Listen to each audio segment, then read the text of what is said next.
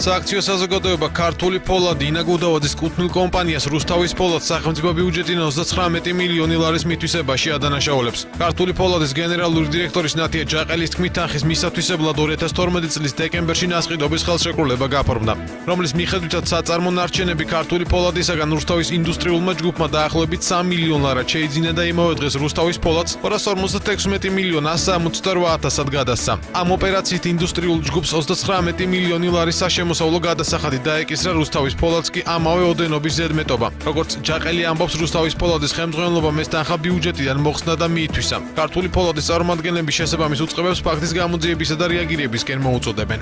ერთი ქონება, რომელიც ღირს 256 მილიონი ერთ წუთში თუ შეიძლება 3 მილიონი ქონება 256 მილიონად იქცეს, მე მაგ თქვენთან ეს კითხვა მეგონი არა ხო? მაგრამ ეს წიდა და ნარჩენი, აი ძალიან თქო სწორად გაიგეთ რაც არის.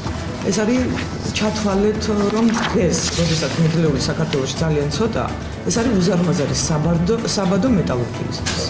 ჩათვალეთ რომ ეს არის კარიერი.